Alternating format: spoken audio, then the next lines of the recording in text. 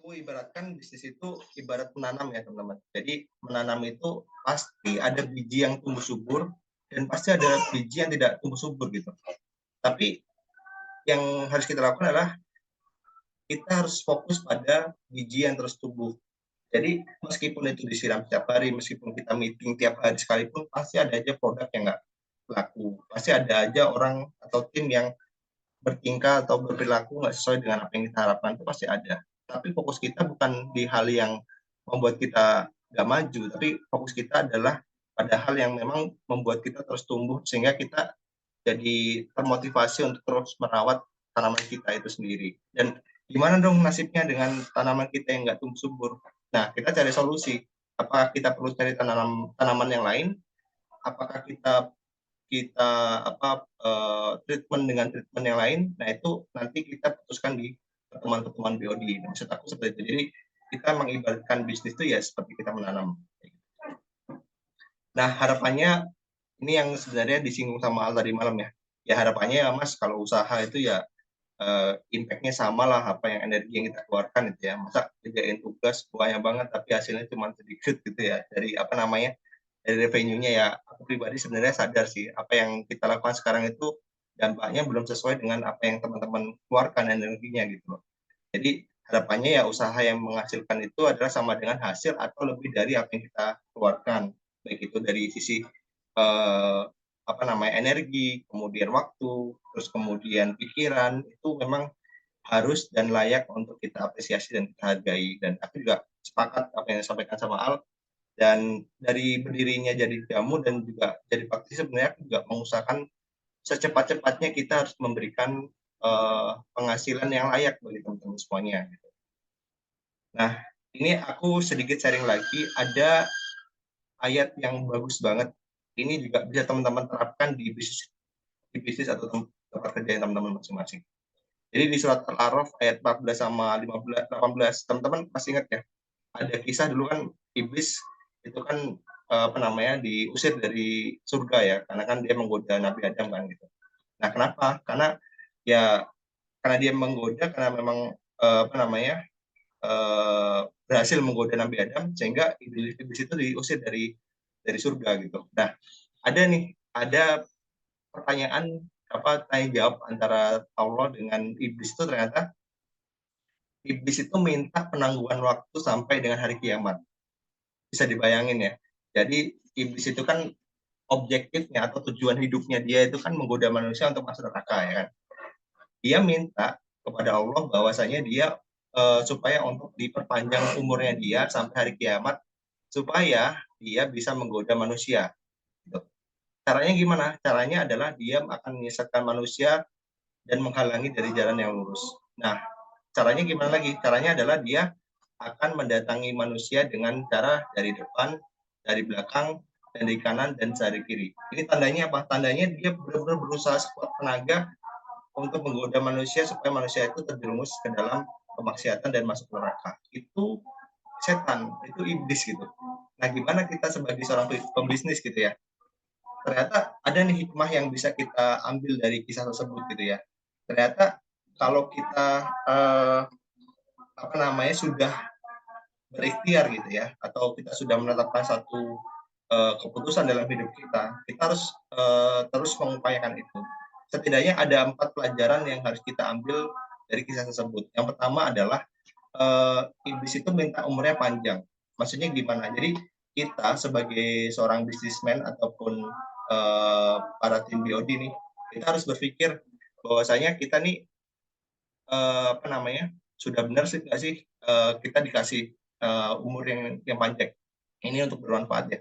Jadi kalau dampaknya di kita di bisnis itu bagaimana bisnis kita berdampak dengan panjang, kemudian sustain, kalau bisa abadi, abadi itu selama-lamanya itu bukan sampai belum tentu sampai kiamat ya. Maksudnya itu selama-lamanya umurnya yang paling panjang, kemudian memberikan legasi sesuatu hal yang dapat diwariskan dan juga memberikan dampak estafet.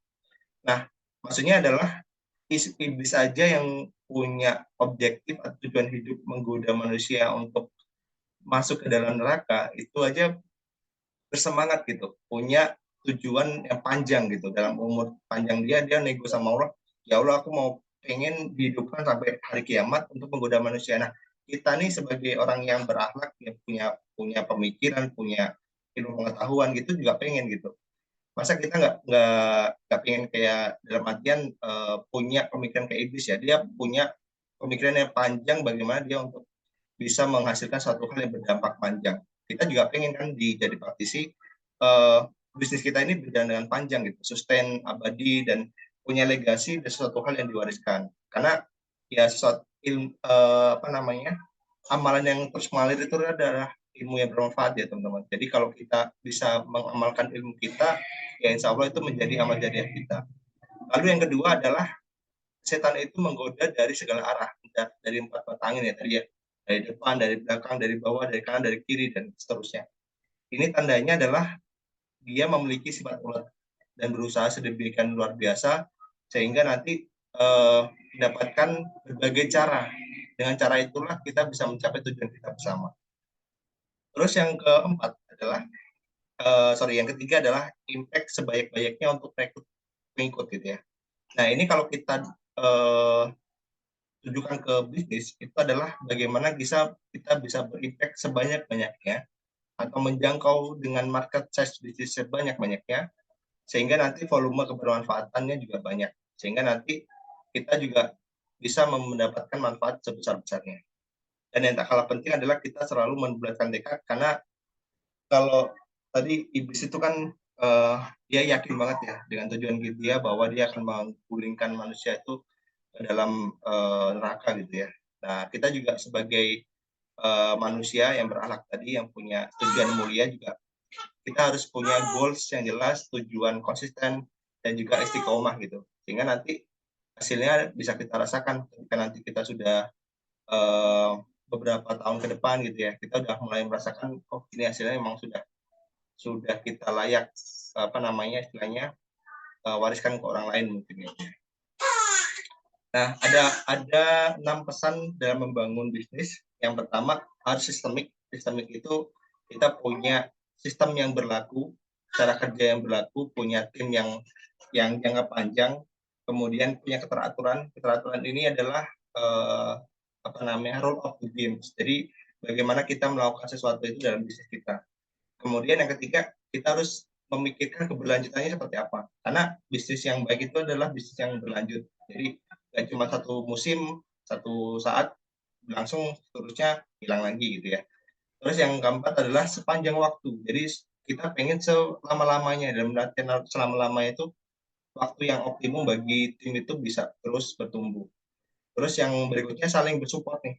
Bagaimana tadi kalau Iblis menyampaikan kan dia sesama iblis saling support nih untuk menggoda manusia. Kita juga sesama manusia nih dalam bermuamalah, dalam bekerja sama juga harus saling support dan saling kolaborasi antara tim dengan tim yang di luar ya gitu. Jadi itulah yang harus kita apa namanya terapkan di tim kita gitu.